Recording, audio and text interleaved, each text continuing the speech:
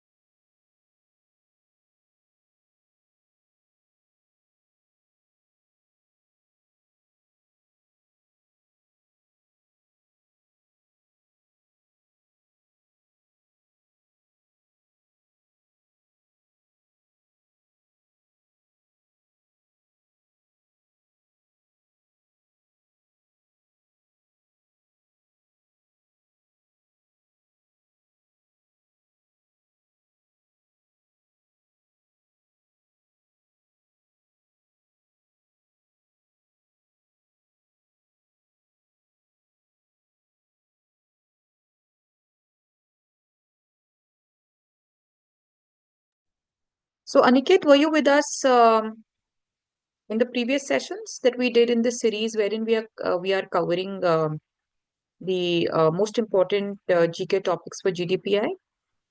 No, ma'am. Unfortunately, I was not there. This is my first class with you. Although I was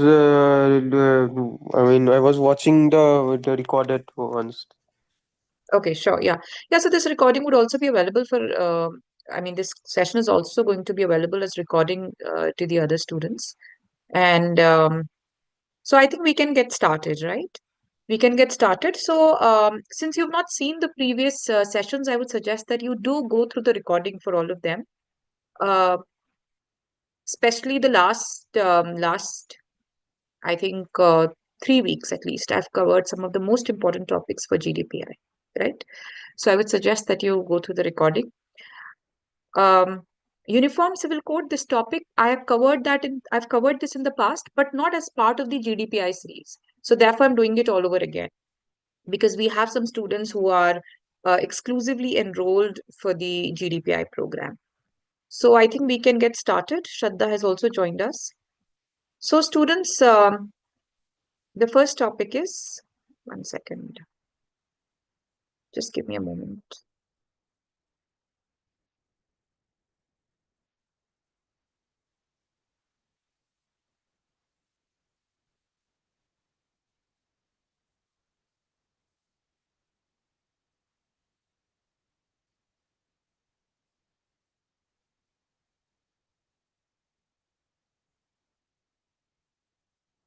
All right, so let's get started.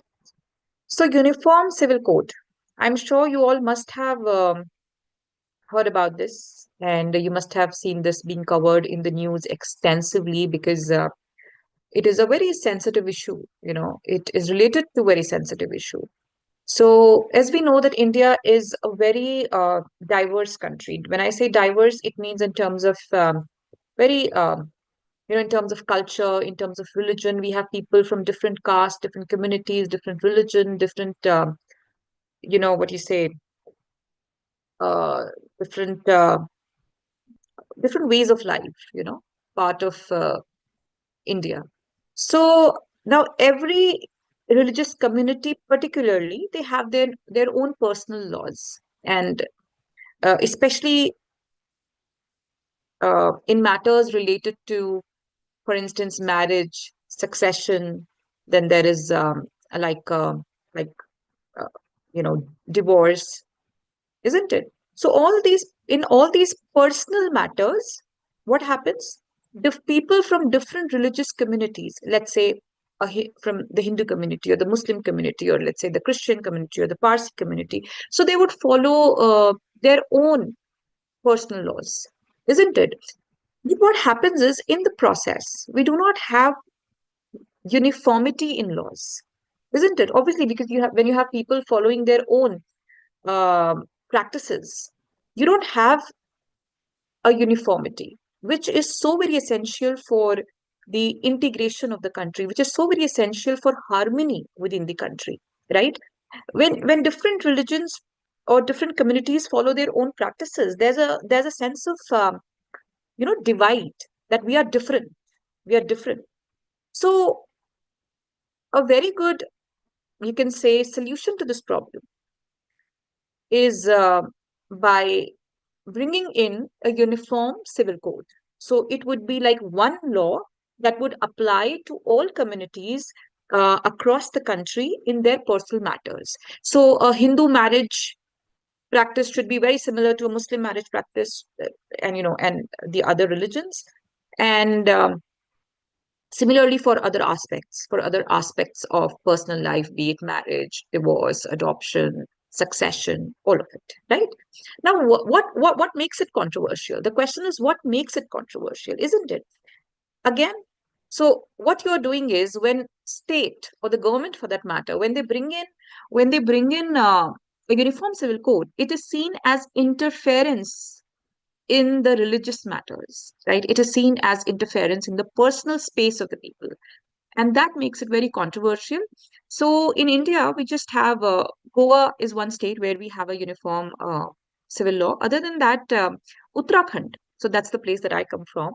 So our state has very recently, you know, they've introduced this law. In fact, in the recent times also, or even in the present, there is a lot of controversy around it. Still, now that the law has been executed, so when the law was tabled in the parliament and there was discussion around it, there were proposals invited from the people. So even at that stage, there was quite a furore around it. But now, when everything has been discussed in the committees, and now that it has been sealed, and now that it is a law, right? Earlier the bill was introduced, and now that it is a law, still there is, you know, the whole controversy has not died down. So let's look at, so this becomes a very important topic for that matter. So let's get started with this. So what is UCC, students? The concept of UCC has been part of India's constitutional framework. Now, students, as I speak, right, this is for all the students who are live with us and the students who would watch the recording. This recording is also, I think, live on the YouTube channel today.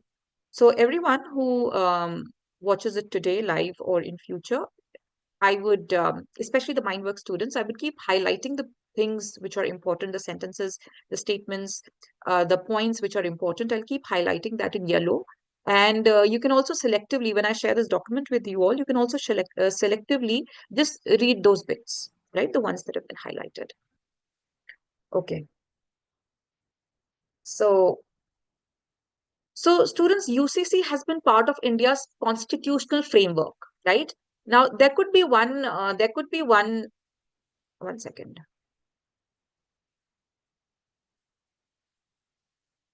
Yes, there could be one question, that if UCC was deemed so important for a diverse country like India, why was it not included in the constitution in the first place, right? Why did we not have it right from the beginning? So at that point, it wasn't, because it was believed that the country is politically immature. We had people with very orthodox mentalities. We had people uh, who were very sensitive about certain things. People were illiterate. A lot of people were illiterate. So they thought this is probably not the right time, right? And religion was, you know, very integral to people at that time. It still is, but at that point, like I said, it was little sensitive an issue. So therefore, it was kept out of it. But it was not completely, even though we didn't have like a law that imposed UCC, but it was definitely part as directive principles of state policy. It is also because in the preamble we declare ourselves as a secular country. Look, if we declare ourselves a secular country, right, then we should have a UCC, in fact. Not vice versa. Not that because we were a secular country, so we didn't have UCC. If we are a secular country, we should have a UCC. That means uniformity of law. Then all communities should follow the same law, isn't it? So if a country declares itself as a secular country, that means we treat all religions equally. So one way of bringing that in practice would be by having one uniform law. But like I said, that was not done. So because it was like, it was felt that we should allow people to follow their religions or religious practices in their personal space, and it was not seen as an impediment to national integration. Today, it is seen as an impediment to national integration, right? So, however, its implementation has been a subject of debate and controversy. Now, very quickly, students, what is uniform civil law, civil code? I want all of you to sort of learn this definition. You should have this, you know, you should memorize it so that you can quickly retrieve it when required, either at the time of the GD or essay round or whenever.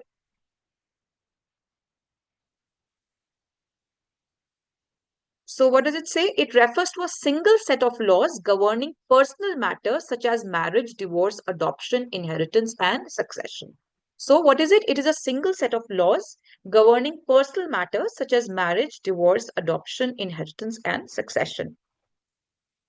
Now, students, the concept of UCC is mentioned in Article 44 of the Indian Constitution. This you all should know as part of Directive Principles of State Policy.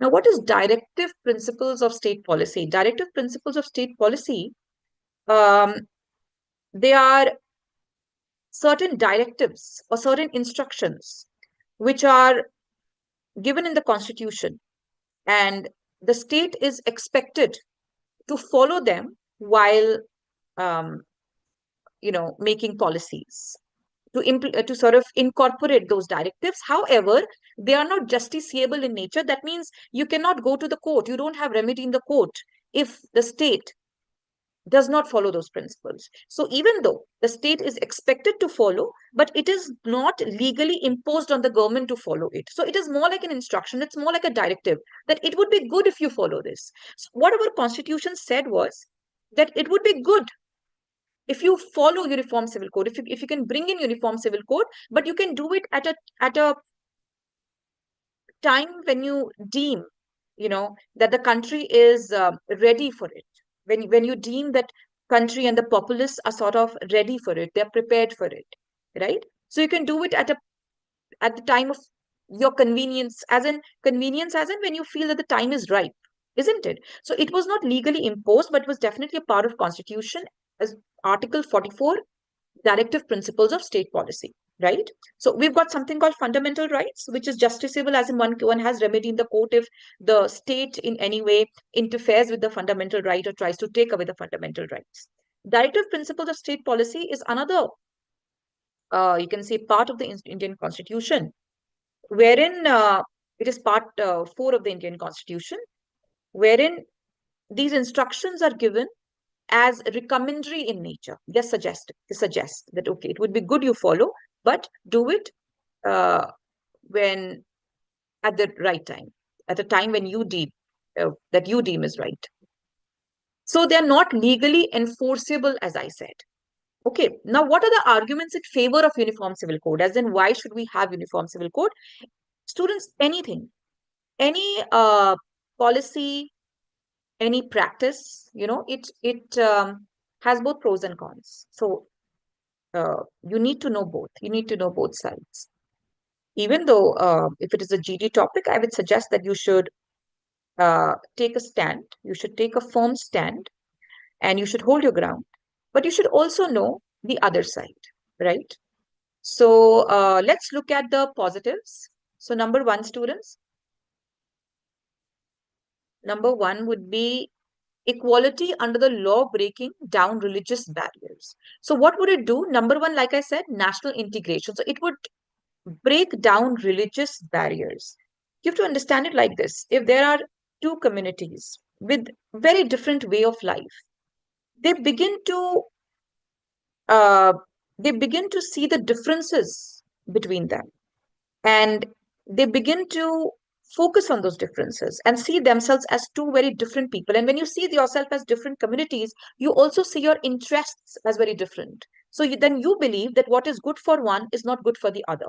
And this is where you sow the seeds of division, isn't it? If two communities were to see each other as same, if everyone was to see themselves as Indian, so obviously you would see somewhere your interests converging. You would see your interests, or you would see yourself converging on a lot of issues. You would see yourself finding a common ground on issues.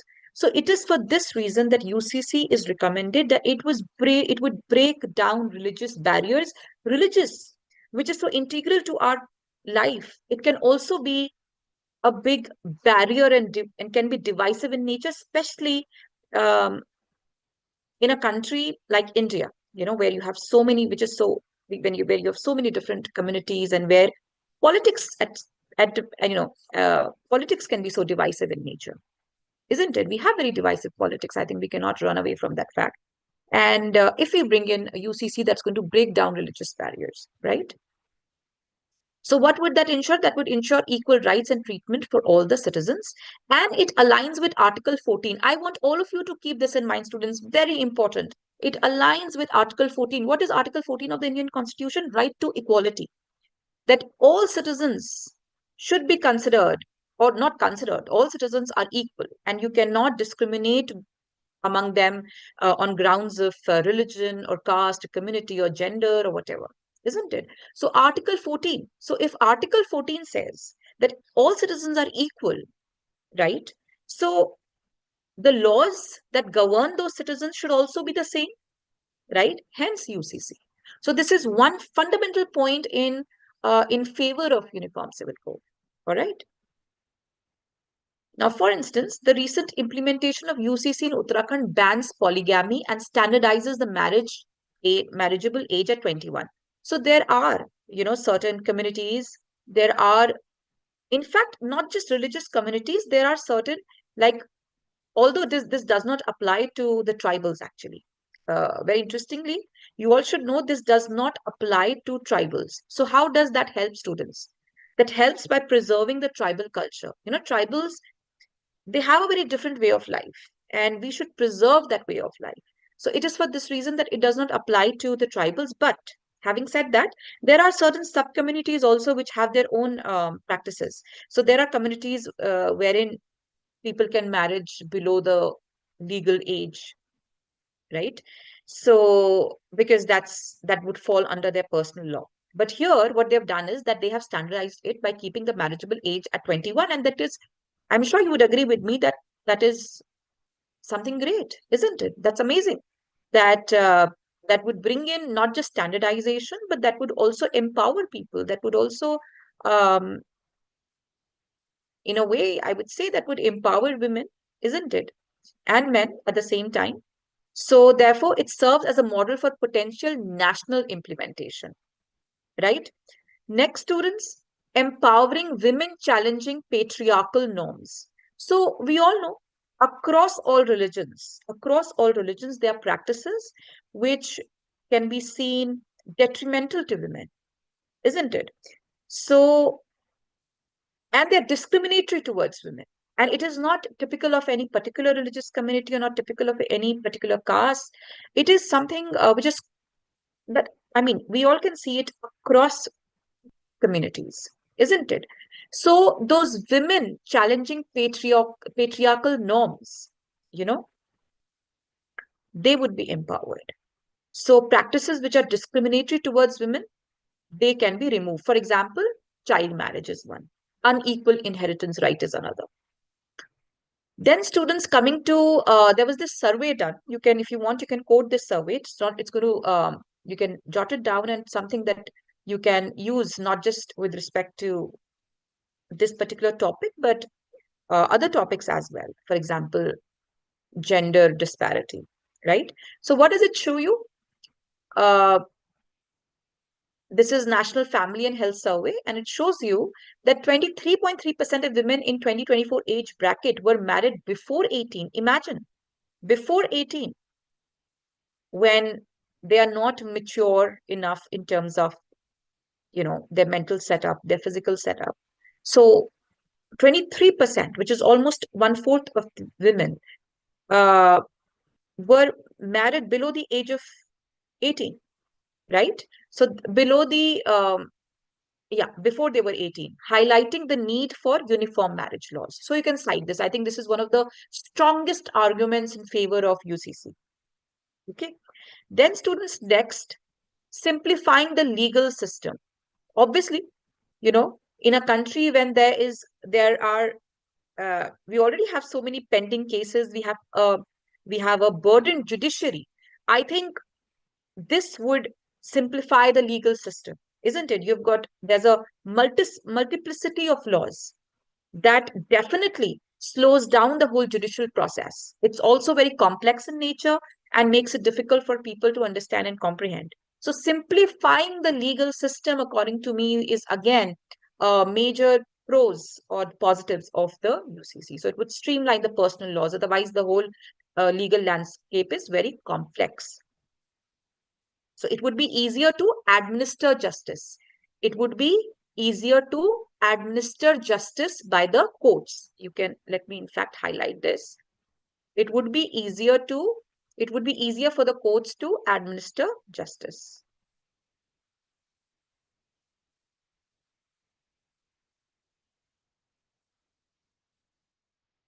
Okay. And personal law disputes account for significant portion of civil cases. So a lot of civil cases that come to the court, they're related to the personal laws, like they're related to divorce, marriage, succession, adoption, inheritance. So obviously, when you simplify the law, so the number of such suits would definitely reduce, isn't it? So that's going to help clear the judicial backlog also. Help clear the judicial backlog. That means the pendency that you have in the cases, civil cases particularly. National integration, students, very important. In fact, I would suggest if you could list this as the first argument in favor of UCC, national integration, students. Okay. So what is it? What does it say? One second.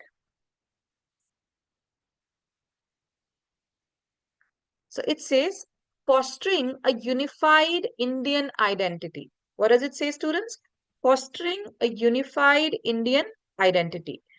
So proponents argue that a UCC would promote national integration by emphasizing citizenship over religious identity, isn't it? So why do we have UCC, Uniform Civil Code? Because we all identify as Indians first and then belonging to certain community. So what is the message that is being sent out, and something that is going to definitely, gradually uh, become ingrained in our psyche, the Indian psyche. And what would that be? That we are Indians first.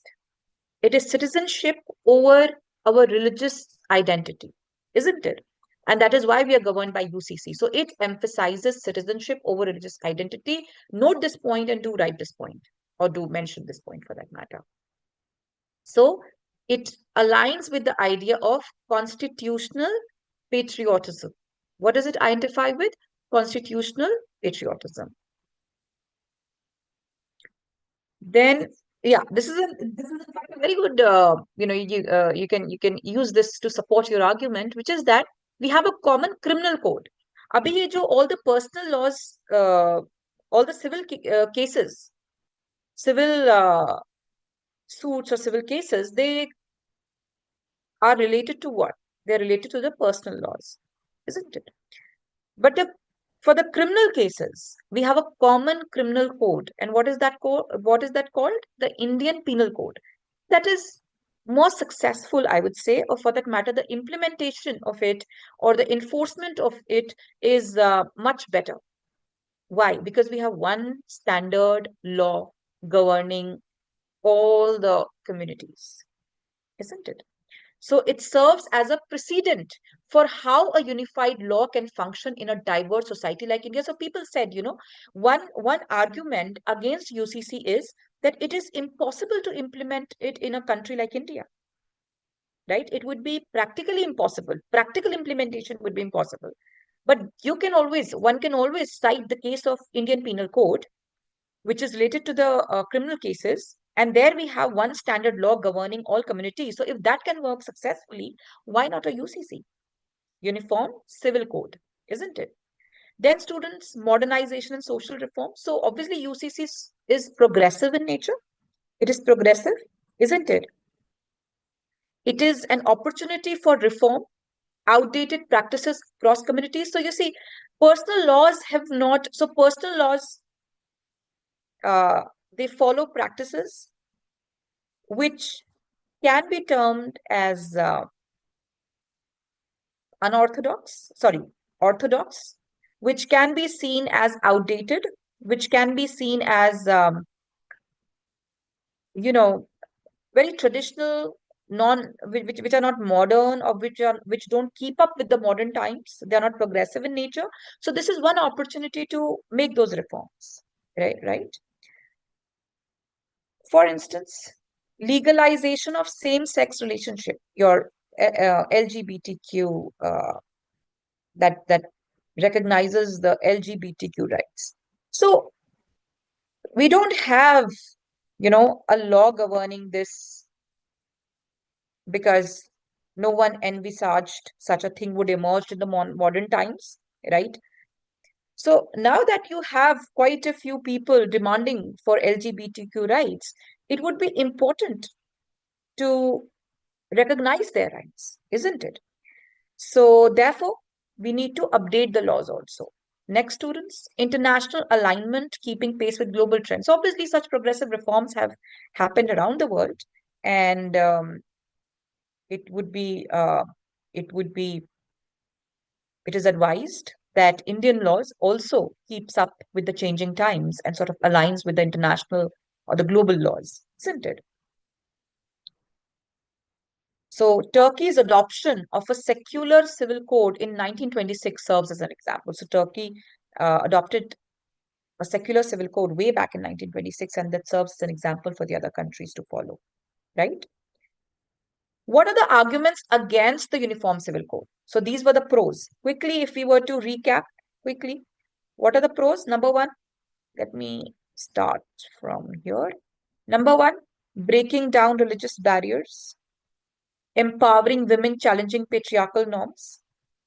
Three, simplifying the legal system. Four, national integration, right? Then modernization and social reforms, international alignment, keeping pace with the global trends. Okay? So these are the plus. Then quickly coming to the negatives, the minuses. Number one, cultural preservation. So one very strong argument against UCC is that it doesn't help in cultural preservation, right? Or it would be a barrier to cultural preservation. It would not safeguard India's diverse heritage. So different communities following their own way of life, own practices, cultural practices. So all of that would be lost. That's part of a culture which need to be safeguarded. All of that would be lost because India is a pluralistic society. Do mention this, students. We are a pluralistic, diverse society, right? Characterized by a rich blend of cultural and religious practices, many of which are protected under personal laws. So critics argue that a UCC could erode this diversity. Write down, students. Mention this, that it would erode this diversity. Okay, leading to cultural homogenization. Please do mention this, everybody. Cultural homogenization. I hope you are noting down these points, students. Erode the diversity and lead to cultural homogenization. What does the word homogenization mean? It would bring in uniformity.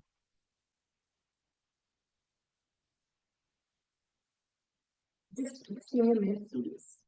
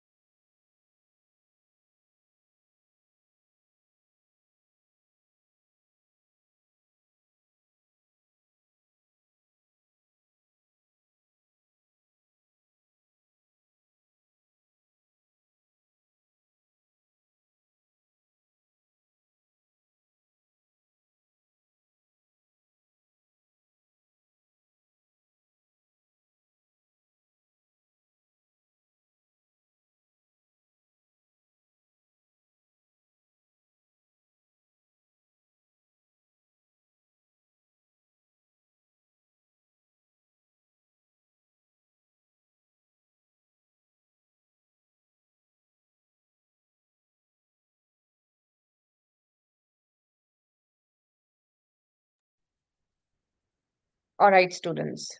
So let's get started. Okay. So where was I? It erodes this diversity and leads to cultural homogenization. Homogenization, sorry.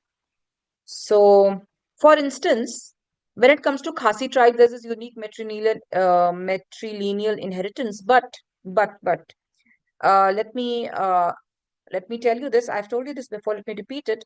That in case of Uttarakhand, the tribal communities have been left out of the scope of UCC. UCC does not apply to the tribal communities. Okay.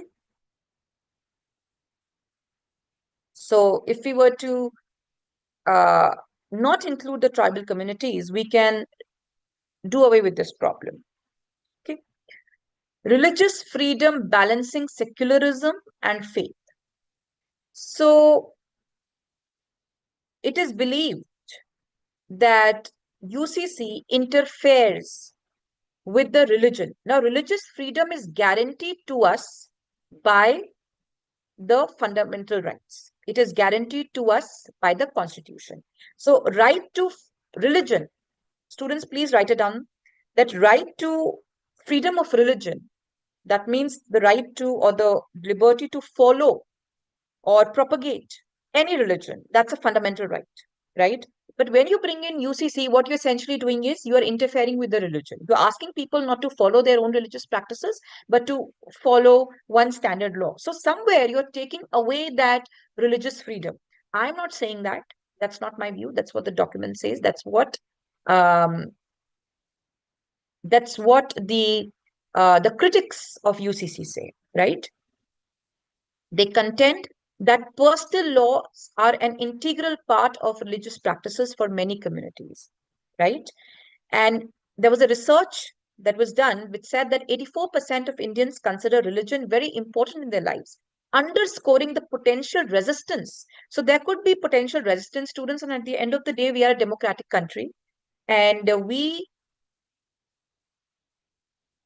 can only bring in something with due consensus across party lines, across different communities, isn't it? We can't do something which is largely opposed by large sections of the country. We cannot bring in that because that's how a democracy works. So if there's something that would be opposed by majority, it can never be introduced in the first place. So the government will have to work upon creating due consensus before bringing in UCC. Okay. Then students, another minority rights. So somewhere it is also related to the previous point wherein it is said that it would take away religious freedom. So who are minorities? In India, we see minorities, not that they are the only minorities, but when we say minority, it has become synonymous with different religious communities, which are not in majority, right? So for instance, let's say Muslim community, or let's say the Christian community, or the Jain community, or the Buddhist community, the Parsi community, isn't it? So protecting vulnerable communities. So these communities, the fact that they're less in number, they're already a minority. So they're vulnerable. They're vulnerable, isn't it? Obviously, any community, and it's not something unique to India, any minority community in any part of the world, they're definitely somewhere vulnerable, isn't it? Because they don't have the numbers with them. And especially in a democratic country, majoritarianism always there's a I wouldn't say there's a threat to their existence, but somewhere majoritarianism, because like I said, all the laws, like how do we work in a democracy? Laws are passed on the basis of consensus. Consensus can be brought easily on the basis of sheer numbers. You know how a bill gets passed in the parliament on the basis of sheer numbers. Now, obviously, majority community has those numbers, isn't it? So minorities are always vulnerable. They're considered to be vulnerable. So we cannot ignore minority rights. Just because they're less in number, they cannot be ignored. Their view becomes very important. Their opinion becomes very important, isn't it? So critics point. So they are concerned that UCC could disproportionately affect minority communities potentially leading to a sense of marginalization, that we will be marginalized, right? So critics point to the recent implementation of UCC in Uttarakhand, which faced opposition from minority rights who felt their customs were not adequately considered, right? So what happens is when you're working on a law, right? When you're working on a law, when the drafting happens, recommendations or are are invited from the people. So obviously, you have more recommendations from people from the majority community, and somewhere minority community feels that their concerns are not adequately considered. So there's that there's that risk of neglecting them. Okay.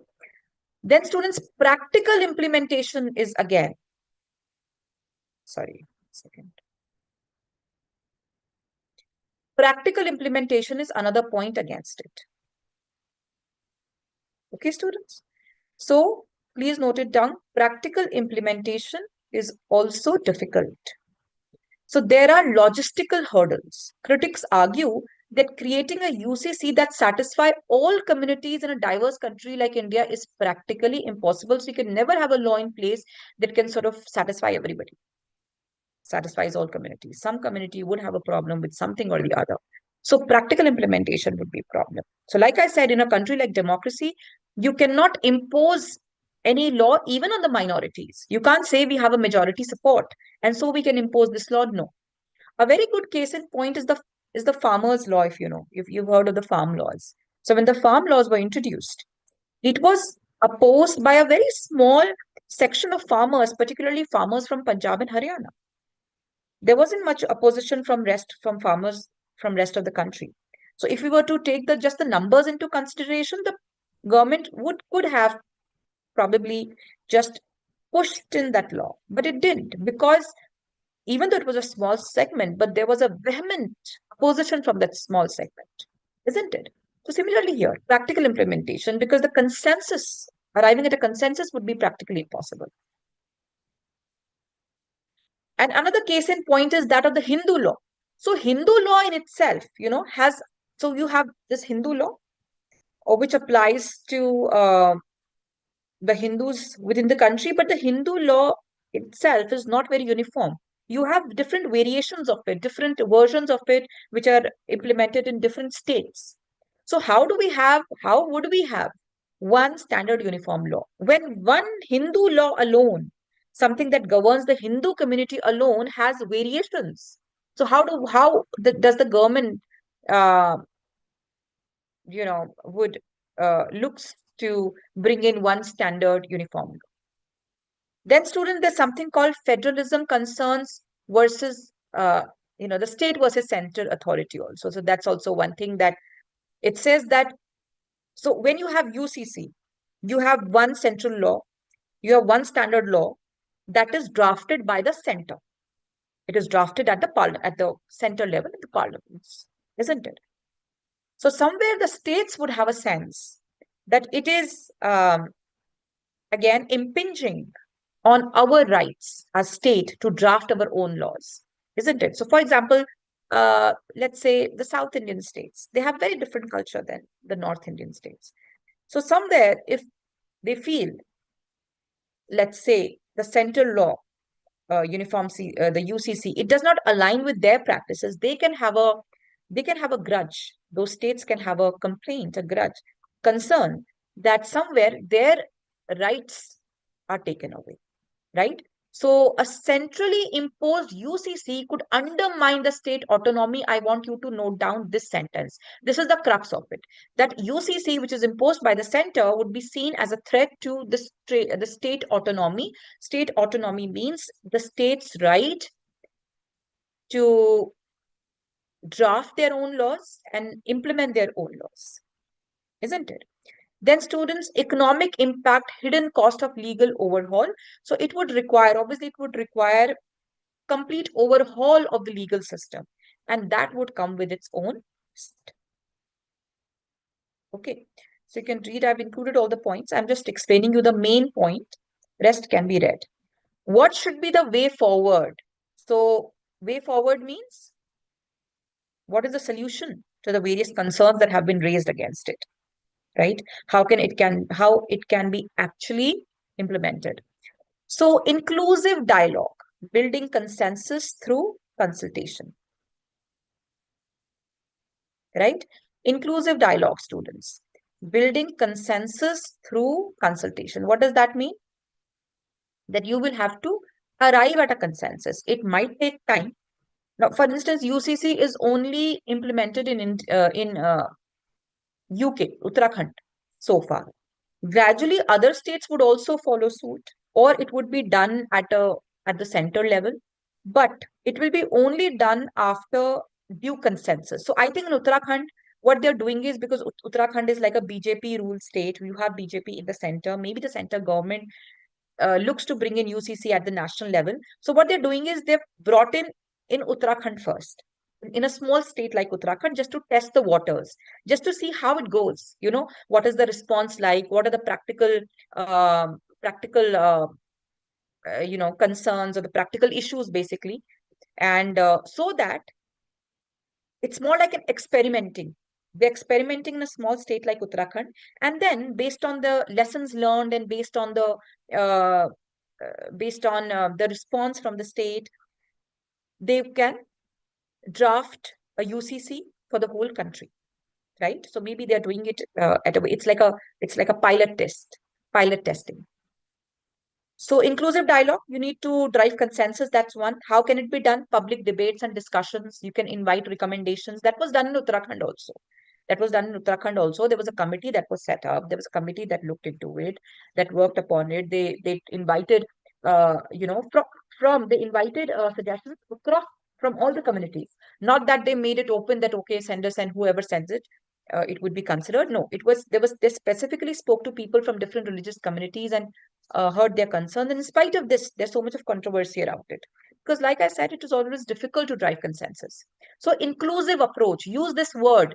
We need to have an inclusive approach, consensus driven. Write this word, students. Students, are you noting down the things that I am specifically highlighting that you need to consider all this? Are you noting it down? For example, the specific terms that I'm asking you to note down. Consensus driven, inclusive, yes or no? Yes, ma'am. Okay, great. So inclusive approach, public debates, discussions, right? What else? Consensus building through consultation. You need to speak to all stakeholders. Use the word stakeholders. Stakeholders is a very important word. Stakeholders. Extensive nationwide consultations with diverse stakeholders. Phased implementation, right? A gradual approach. Don't bring in the entire law in one go. That will just overwhelm the people. It will just disorient them, isn't it? So bring it gradually, bit by bit, in phases. Let's say you first bring in a law related to only marriage, then you bring in a law related to inheritance, then you bring in a law. So gradually it can be done, or it can be done state wise. That's also a phased way of doing it, isn't it? The way they're doing it in the currently, isn't it? So they can first or bring in a law. They can first bring in law with respect to areas where there's a consensus, and all the controversial issues, they can be put on hold for the moment, and they can bring laws with respect to those controversial subjects later on, once people have developed a uh, certain what should I say, they've sort of like there's some cooling period. They've accepted, in a way, they've accepted it, they've begun to embrace it, they've begun to normalize it. So after that normalization happens, can they bring in laws related to the controversial subject? So that also you can term as a phased approach. Okay. Next, students, constitutional safeguards. In order to protect minority rights, you can have certain checks and balances in place, certain safeguards in place. Okay. For example, you could create a body to see that, to consider the grievances. So if there are any grievances, that they can be taken up. So you can have a proper grievance redressal cell, right? So evidence-based reform learning from state level initiatives. So for example, Like I said, state level initiatives. So Uttarakhand, what they're doing in Uttarakhand, that's a state level initiatives. So you can learn lessons from it, and you can have evidence-based reform learning from state level initiatives. Okay, so whatever is the outcome of the Goa Civil Code, or whatever is the outcome of the Uttarakhand Civil Code, that could be analyzed, right? And you can sort of uh, you can frame clauses. You can bring in clauses or fine tune the law to sort of solve the potential pitfalls, right? So this was what? This was UCC. So very quickly, what are the negative students? So what are the way forward? Sorry, inclusive dialogue building through consensus. One, phased implementation. Two, constitutional safeguards. Three, evidence-based reform. Right? Evidence-based reform is four. Okay.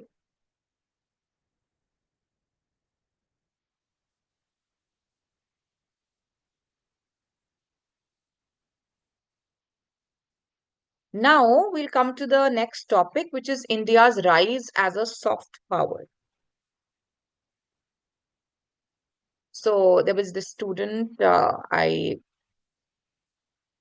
interviewed for, I was doing a mock interview with him for this one of the colleges. And one of the interviews that he had already appeared for, he told me that he was asked about India's soft power, that what are his views on India's soft power. This topic also, I think, pretty sure covered it in the past. But like I said, not as part of the GDPI series. So, because like I said, we have a lot of students enrolled for the exclusively for the GDPI program. So I thought of taking it up again, and very relevant and very topical, very much in the news, right? India's whole rise as a geopolitical power. It is, you know, it is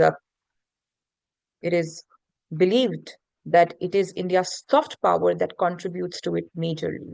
So one of the major contributing factors to India's rise as a nation in the world, as a geopolitical power, like I said, is because of its soft power. So today we're going to look at that. Does this soft power really entail? What is it about? What is it? So how many of you have heard of it, students? India's right, the soft power, this term soft power, or you've read about it for that matter? Anyone? None of you? You've never heard of the students, soft power? So there are two terms basically, particularly used in the what do you say, um diplomatic world, in the world of international affairs. One is something called hard power. Hard power is the power that you derive from your military prowess or your economic strength, your financial strength as a country, right? As opposed to it, soft power is something that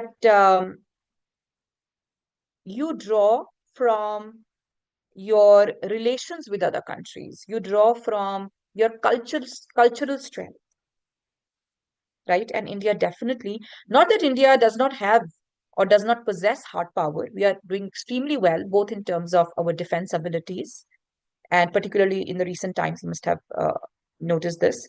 And also, in terms of economic strength, we are among the top five leading economic powerhouses in the world, and very soon we would enter the top three. So we do have that strength, but like I said, what is that one factor that particularly stands out in case of India, that gives it the reputation that it has? And it is India's soft power. So soft power, in contrast to the coercive power is power that comes through force, hard force, your military strength. For example, why would countries in South Asia or Southeast Asia or eastern part of the world, you know, the smaller countries, how would they look at China? They would look at China as a country that is very coercive in nature, that uses its military power to coerce, threaten, manipulate the small countries, the smaller countries, right? India is not seen like that, right? India is seen as a country with the ability, with soft power, which is the ability to shape the preferences of others through appeal and attraction. And the three pillars of soft power is political values, culture, and foreign policy. Write it down. Political values, one, culture, two, and foreign policy, three. So, what is political value, students? For example, what is India's political value, if I ask you? Can you tell me in the chat, students, some of the political values that India holds?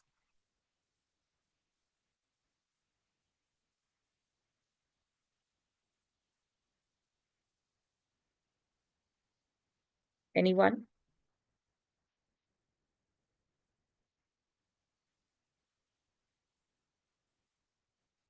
Some of the political values that we hold, students, yes, very good. So, for example, Sumeha says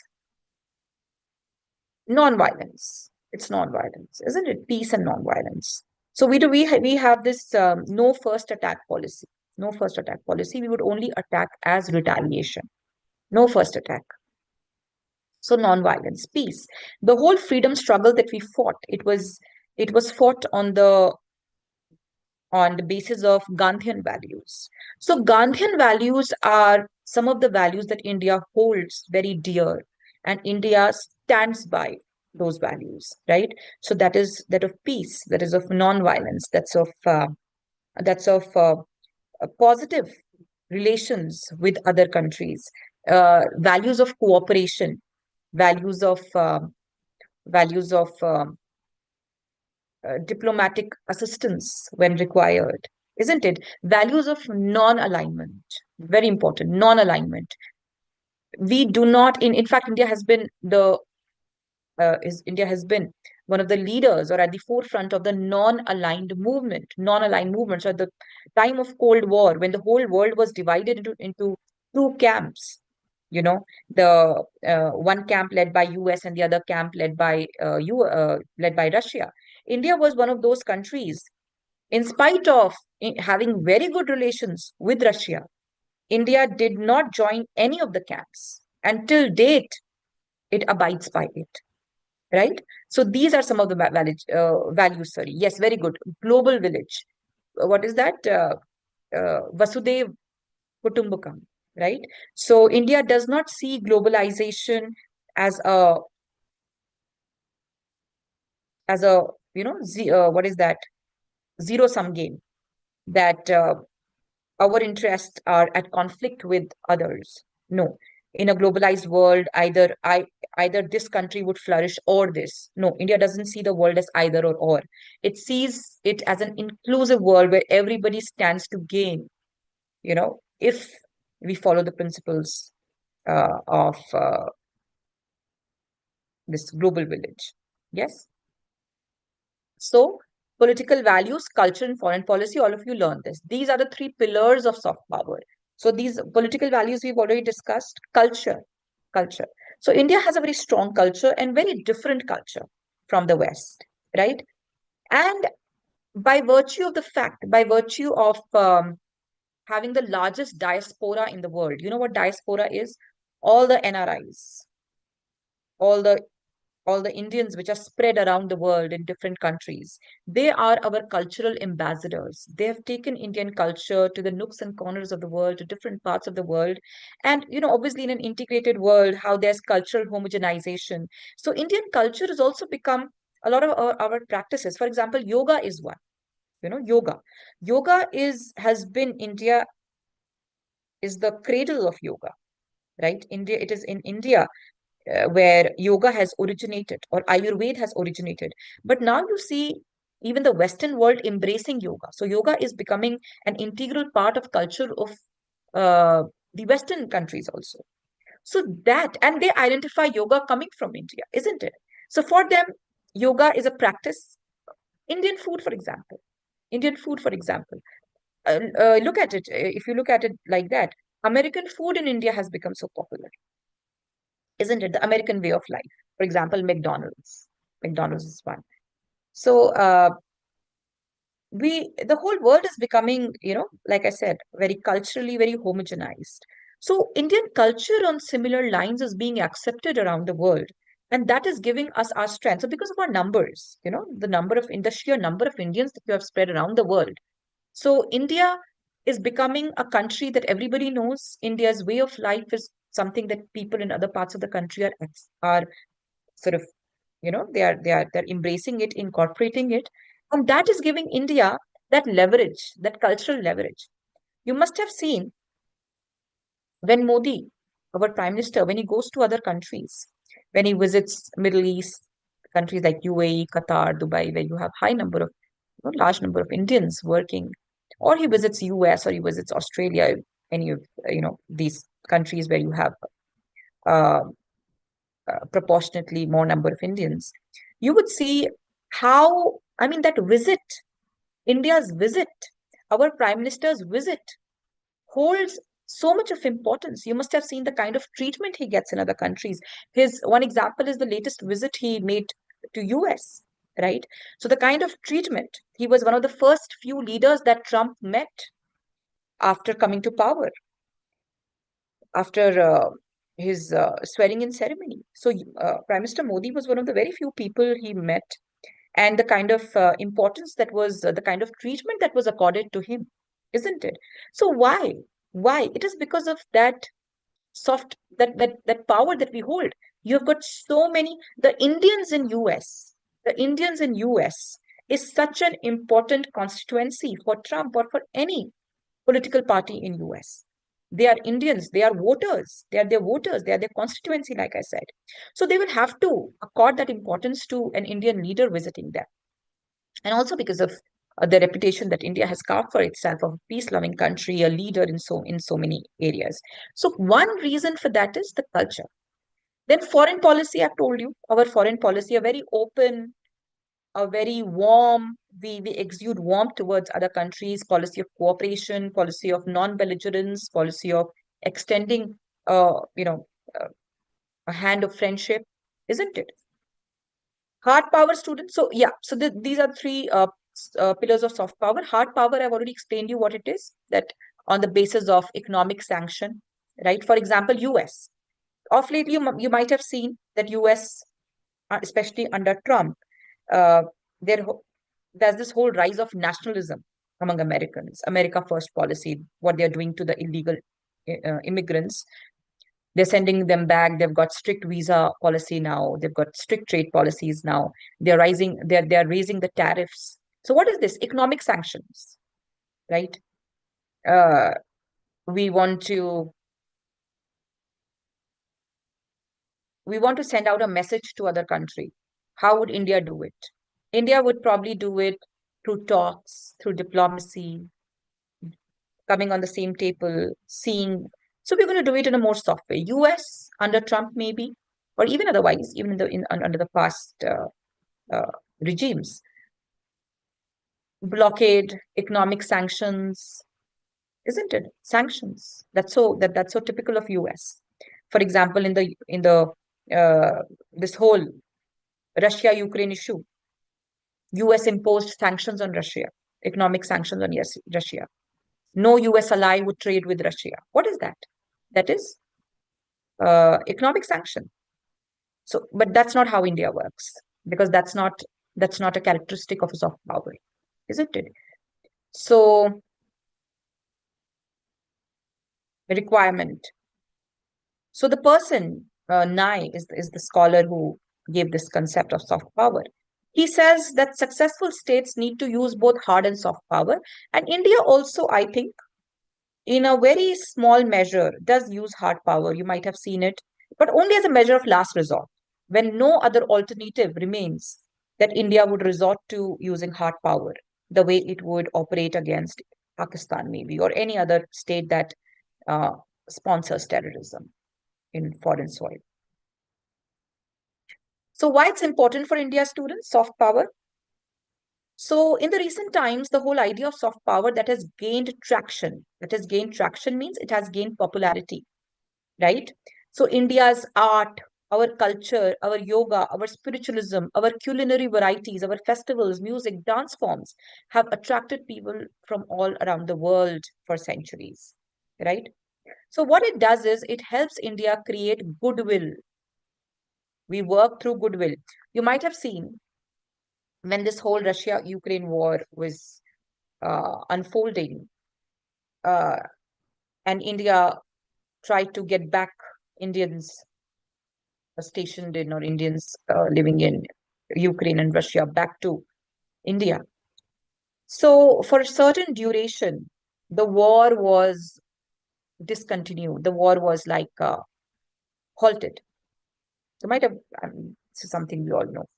And Indians were allowed safe passage to the airport, isn't it? So, imagine why did this happen? It was only on call of our prime minister, right? He reached out to his Russian counterpart and the Ukrainian counterpart, and he requested, and this was done. This was done. So it was on the basis of goodwill. It is reciprocation. It is reciprocation, isn't it?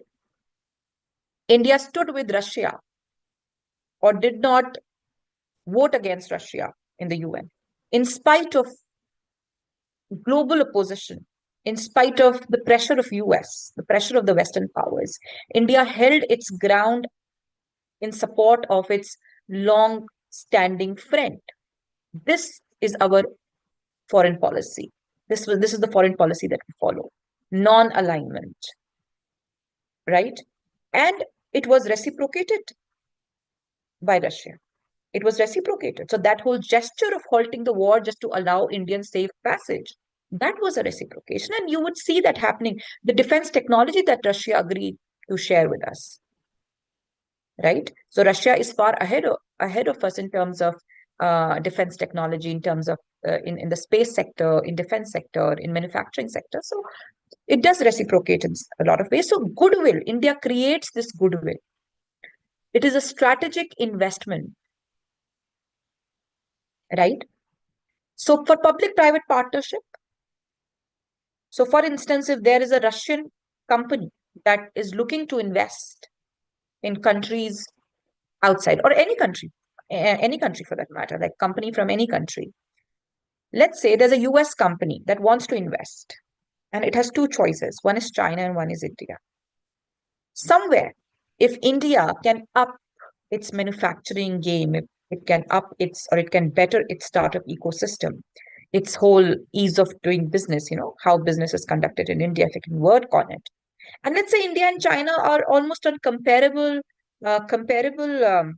ground, almost comparable.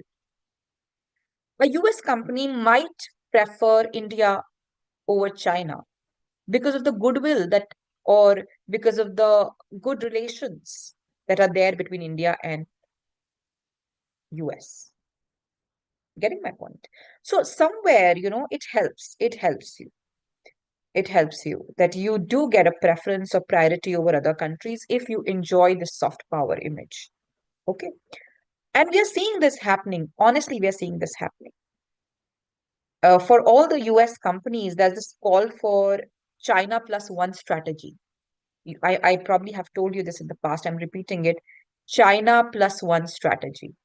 That all the companies that are working in US in China and have their manufacturing base in China. They need to diversify. They need to move their resources, shift their resources to some other country as well, so as to spread their risk. So that all their investment is not made into China alone. Right? Why? Because of the deteriorating relations between US and China. Tomorrow, relations can come to a cusp. We've seen the US-China trade war in the past, and companies have faced the brunt of it, isn't it? That impacts the companies also. Whenever any company invests in other country, they do a pestle analysis, if you must have heard of it. pestle analysis, which is an analysis of the political environment of the country, political environment, economic environment, social environment, pestle, political, economic, social, technological, legal, environmental. So they look at all these aspects before investing in a country. So if political relations between two countries deteriorate, if political relations between two countries weaken, you know, then it impacts the business also. So if India enjoys good political terms with other countries, obviously good foreign relations with other countries, obviously it would impact the commercial sector also, the business sector also positively, isn't it? So like I said, so or you have this Foxconn investing in India, or Samsung investing in India, or let's say Apple increasing its investment in India. All of this is part of this China plus one strategy. So India is gaining. So they're investing in places like Gujarat and Bangalore and Mumbai. So it is helping us. Post-pandemic changes, students. So after the pandemic, there's a sense that countries need to cooperate with each other. They need to cooperate with each other. There's an increasing sense that global problems require global efforts, right? So you need to use the policy of cooperation and not conflict, not belligerence, right? So this is something that works in India's to India's advantage, or in India's favor, uh, as opposed to China's. Then students, trade and investment flow. This I've already covered, that it increases trade and investment also. Agreement and communication. So the projection of soft power can help India establish agreement and communication between states through peaceful methods, right? So it is, if a country uses its soft power, or it does things in a soft manner, you use peaceful methods, right? So obviously, peaceful methods through communication, through diplomacy, through negotiations, through what is that? Arbitration, right? So all of that, they, through agreements. So all of that obviously helps, isn't it? It brings, it establishes positive relations, creates a positive working environment, and it helps you, I mean, um, like I said, somewhere it helps you in the sense that if India were to develop positive relations with all the countries, you know, it can reduce its defense budget also. Say tomorrow, if India developed positive relations with India and China, sorry, Pakistan and China, we might not have to spend so much on defense. And that would free up finances for other sectors, social sector, right? Let's say for education or health. Then students, in order to reach globally, so to expand your global reach, to reach out to a global audience, right?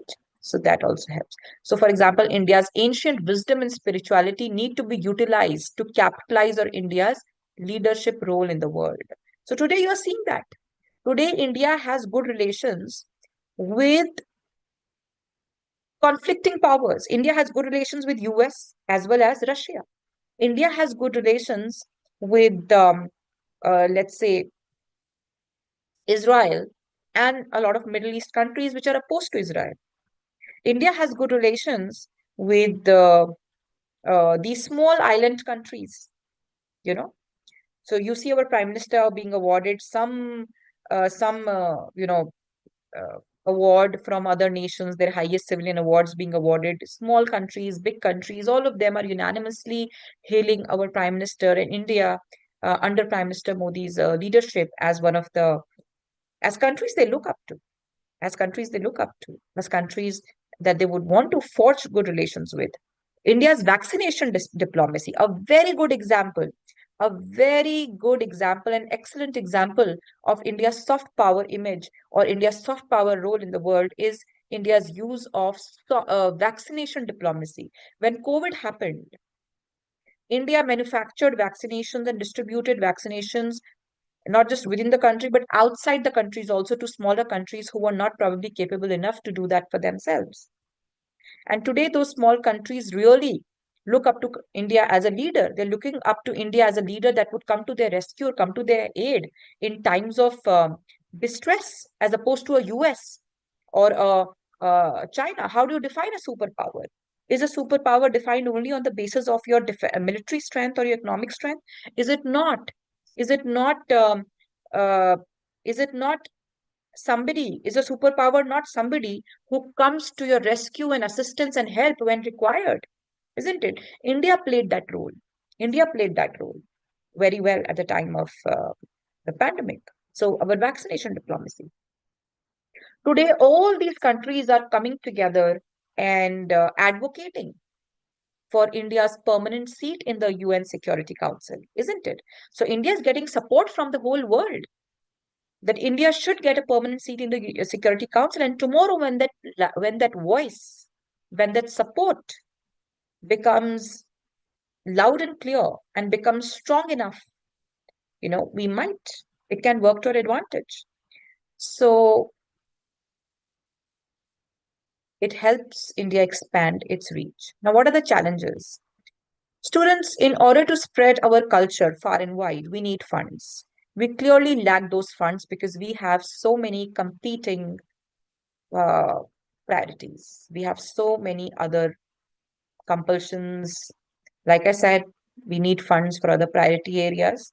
So, for India to spend funds on cultural expansion would probably not be one of the priorities of the government, right? So, this lack of institutional framework. So, we do not have, India needs independent development partnership agencies with other countries, isn't it? We need to remove international institutional hurdles to meet those targets. So, that is clearly missing.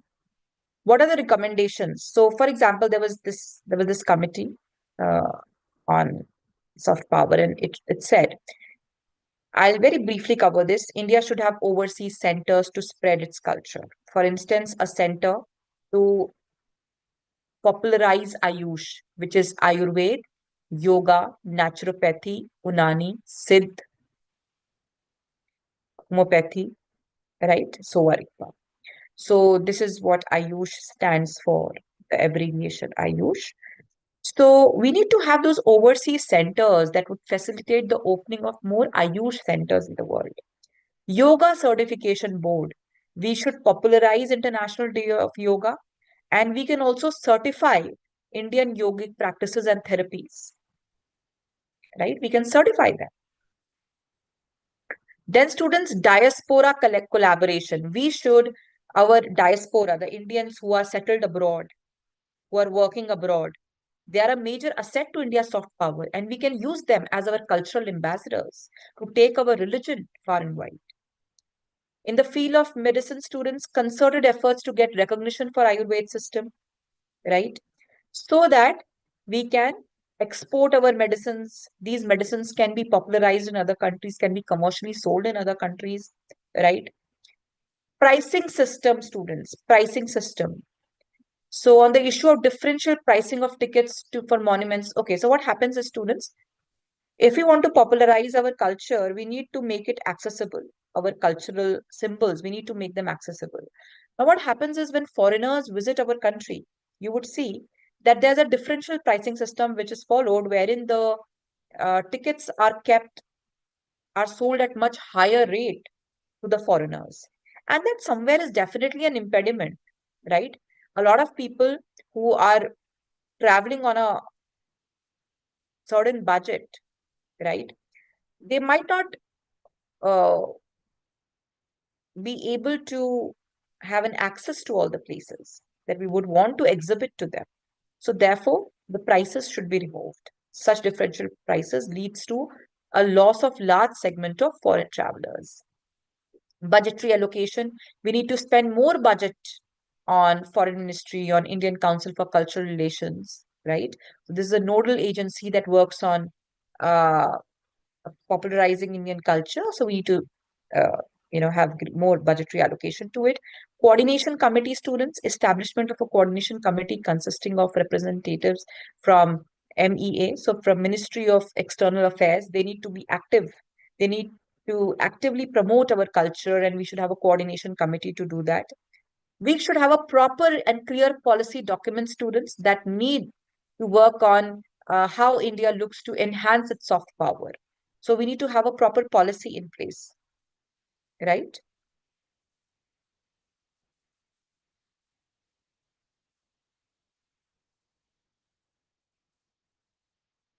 So these are basically those points repeated, students, right? So this was about our uh, what is that uh, soft power. So this is an important topic, students. So we've covered two important topics, and we have about 12 minutes left, and I think I can cover one more topic, which is that should India deserve a permanent seat in the UN Security Council? Just give me a break of just about a minute or so, and we'll resume the session with this topic. Small topic, would just take about, I mean, not more than few minutes, right? So why India deserves a permanent seat in the UN Security Council? We're going to talk about it and why.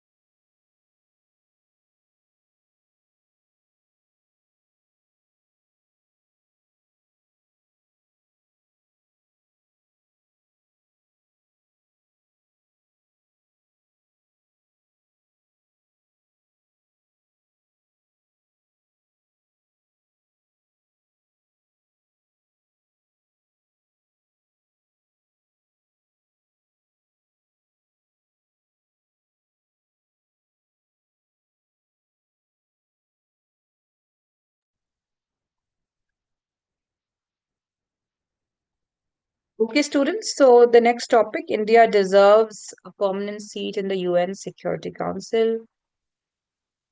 So recently there was this, actually it was Bhutan recently, which said that India, so Bhutan does consider India as like a very a strong ally in this region. And it did say that India deserves to have a seat in the Security Council. So when you say India, it is not India, like it's just India that has a seat. When you say India, what it means is that India is considered to be voice of the global South, isn't it? That India represents not just itself, but India represents all the countries of the global South, which is countries which are developing, which are not advanced, which are not Western. Usually, that's the divide actually between North and South. Countries which are not the advanced, developed countries of the world. And India is the leader of those emerging countries. So it is said that India needs to have a representation in the United Nations Security Council, not just for its own sake, but for the sake of this entire, all these countries which find themselves being neglected, which find themselves being not heard in the world. which find themselves being marginalized in the world. So it is in their interest also. They consider India to be their leader. It is in their interest also. For example, lot of African countries for that matter. Africa is such a big continent. There is not a single country from the African continent represented in the United Nations Security Council. How unfair is that?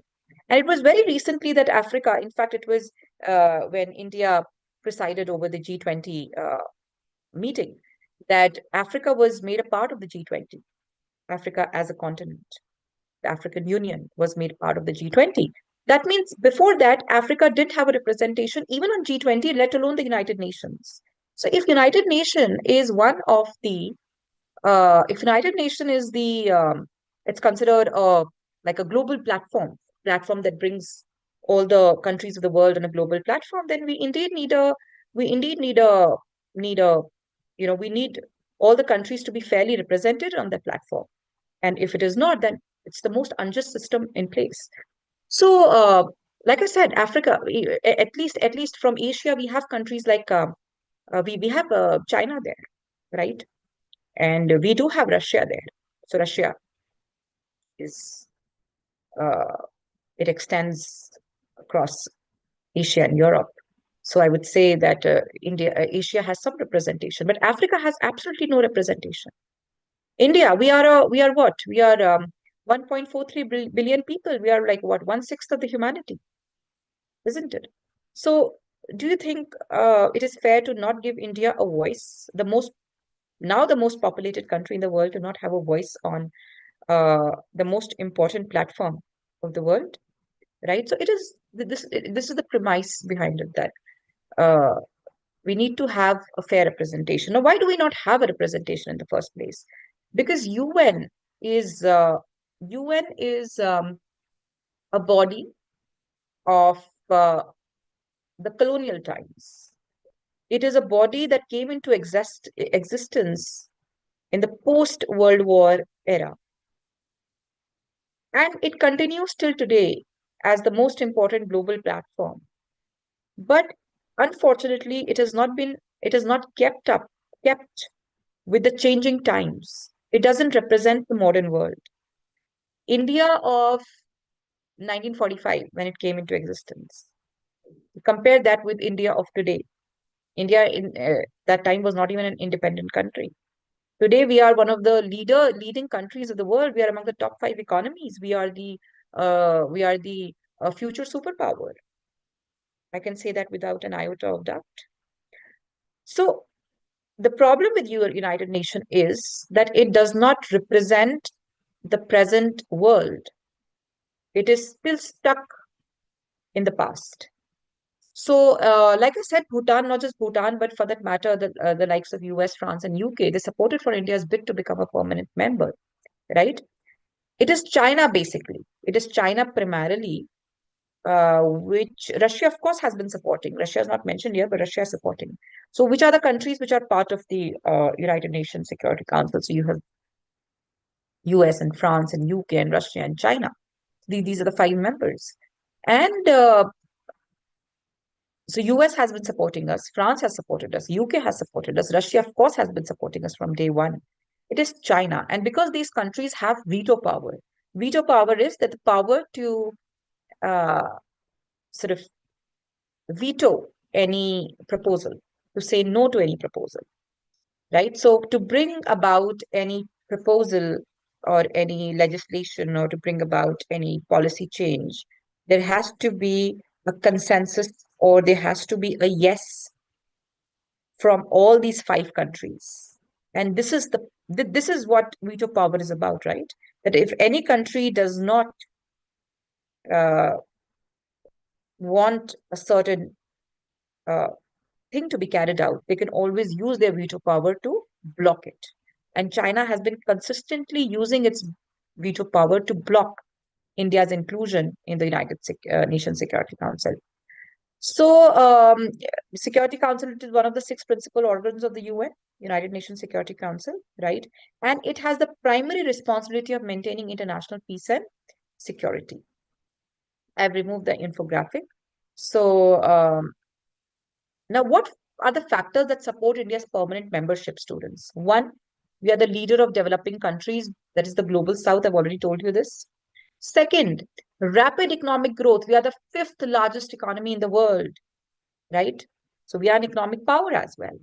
Uh, we have overcome UK. We have overcome France. We have overcome these countries, right?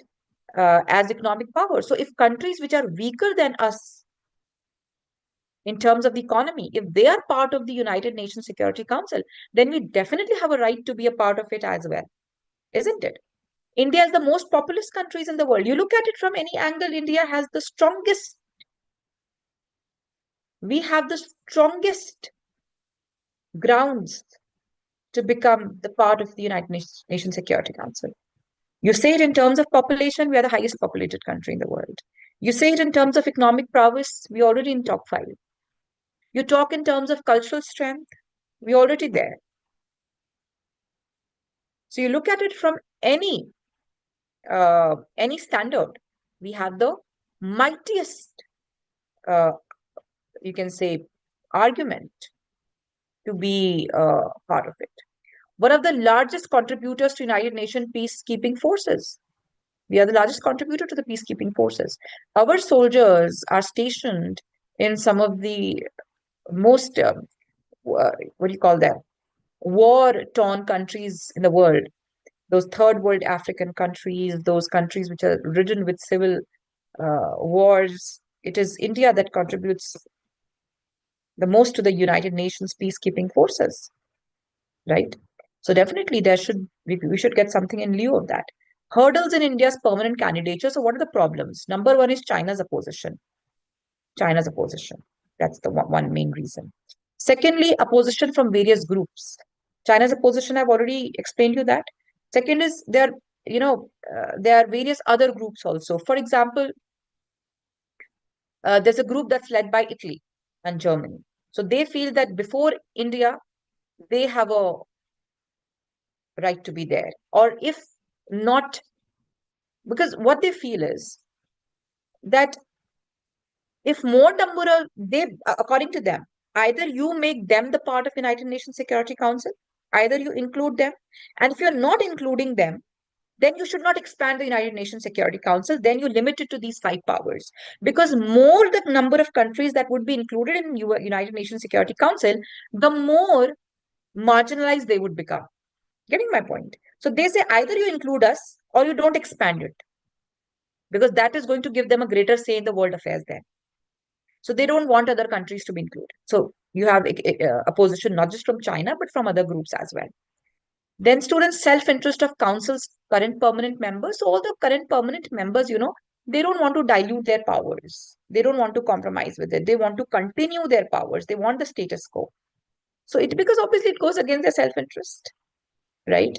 But if they have any sense of, any moral sense,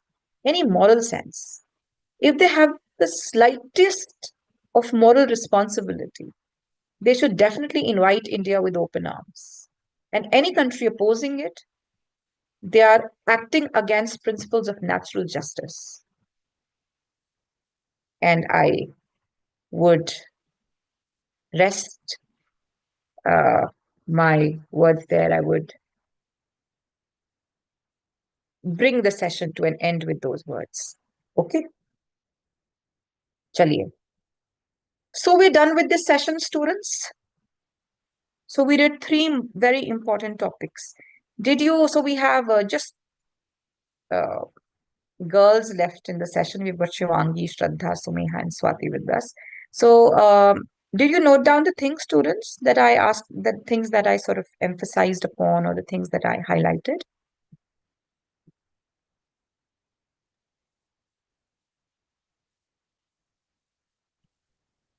Okay, great. So, with this, we would end this session. Any questions, queries you have, students?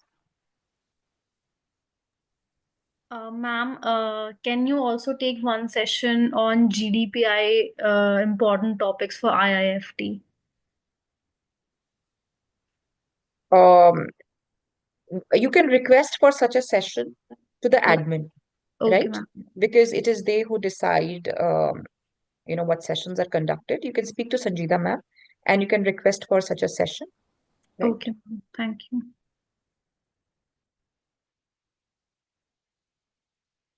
So when is this session scheduled? Sorry, when is this interview scheduled? The whatever the process, the selection process for IFT? Ma'am, mine is on 18th March. Yeah, quite some time. Yeah, I can always ask the admin, in fact. Or for that matter, the next session. So what I will do is, we'll keep it open for all, as in, uh, and I would try to include topics that sort of caters to all. But I would definitely include the topics which are most important for the IFT, um, for the Okay, IFT ma'am. selection process. Okay, Okay, ma'am. Thank you. welcome, Beta. Okay, so Meha says, ma'am, we've not had a 2025 budget session. Okay, let me speak to the admin on this. This I will definitely schedule. So IFT is on the 18th, so we have some time with us. So maybe budget session can be done next week and IFT session the week later. Or if there's a possibility, I can do both sessions in the same week. I'll speak to the admin how Ma'am, it's. sorry for interrupting, but my IFT interview is on 11th, so the dates may Yeah, clash. so we can do both because for IFT, budget is definitely important. So we can have both the things in the same session also, right? IFT topics are focused a lot on trade, on economy, on finance. So it would help you as well. Okay. Okay, okay, ma'am. For IIT Delhi, the interview is on the 6th. Yeah. So, Beta, you just refer to. So, this is one session that we did today. We've done quite a few sessions in the past also. You can watch all the recordings, right? You can watch all the recordings that would cover it holistically.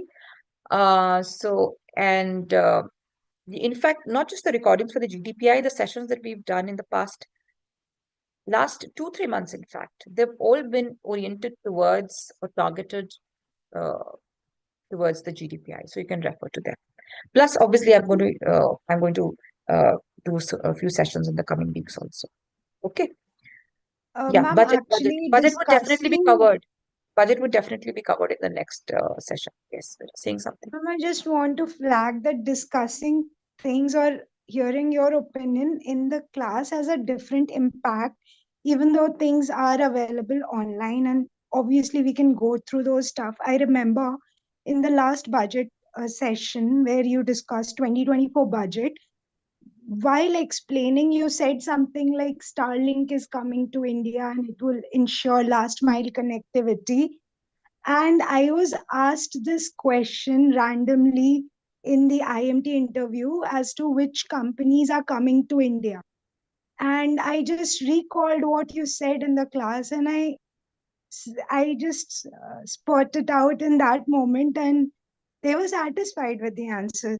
So Okay. so what I'm saying is just hearing you discuss about things in the class and you connecting one ideas to another, it fosters a more holistic understanding. Yes, definitely, definitely, because I do keep adding things. So, for instance, I have this document, but you must have realized that I do not simply read out from the document or don't simply you know, uh, just cover the points that are there. I do give you that additional information, and that I'm sure that helps.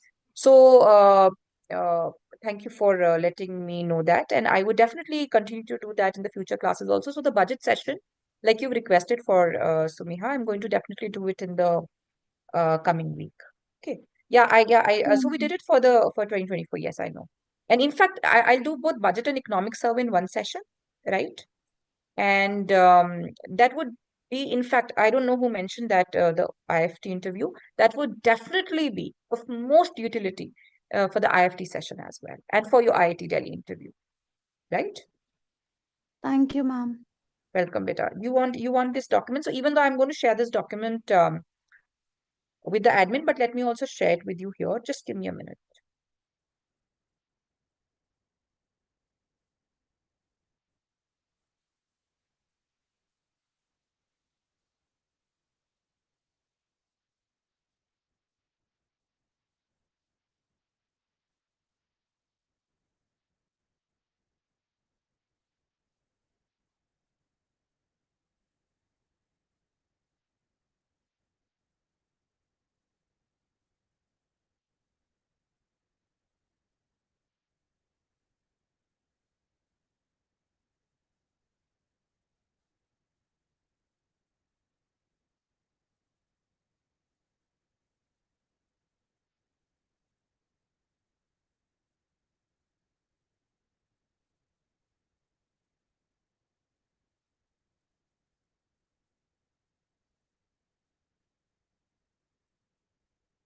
Have you received the document, students?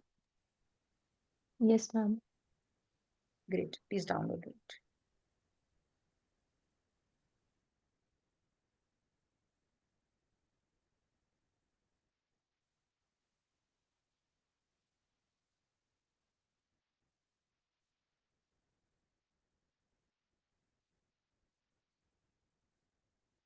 Done, beta? Downloaded? Yes. Okay. Okay then, students. So that's all for this session. I'll see you next time. Bye-bye. Take care.